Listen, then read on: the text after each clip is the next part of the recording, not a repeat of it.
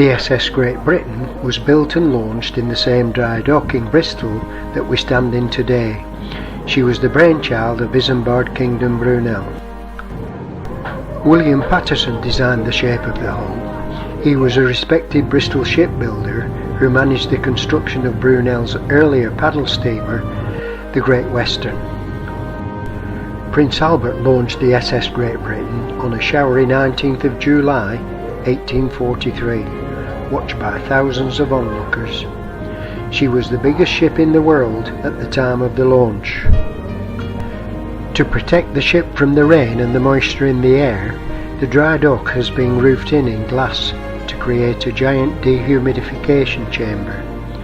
Special equipment inside the chamber removes 80% of the humidity. The upper part of the ship is not so badly affected by corrosion and has been coated with a special anti-corrosive paint to protect the hull. During the ship's active life, she sailed around the world 32 times, covering more than 1 million miles. After being damaged in a storm off Cape Horn, she struggled on to the Falkland Islands, where she was abandoned in Sparrow Cove, being more expensive to repair than the ship was worth.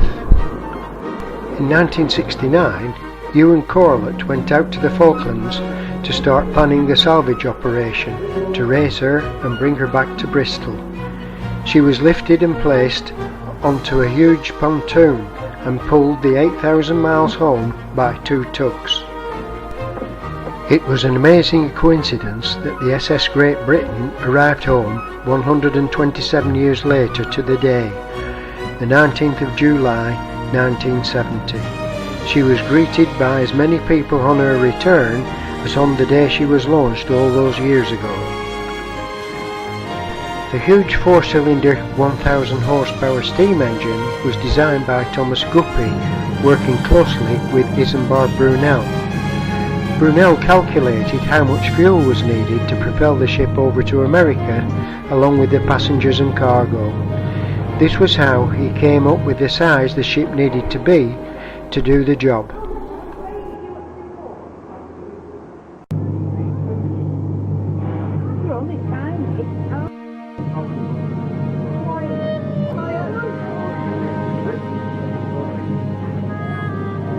After looking into the cabins and the kitchen arrangements to cater for the passengers, we arrive at the first class dining hall.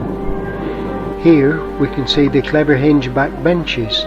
This made it possible for the guests, after eating their meal, to move the backs of the seats to face forwards and face the centre of the room to watch the evening's entertainment.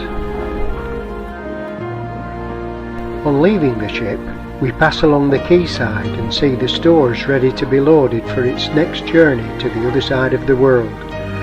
On passing the ship's stern and returning to the embarkation station, we complete a very pleasant and informative tour of the SS Great Britain.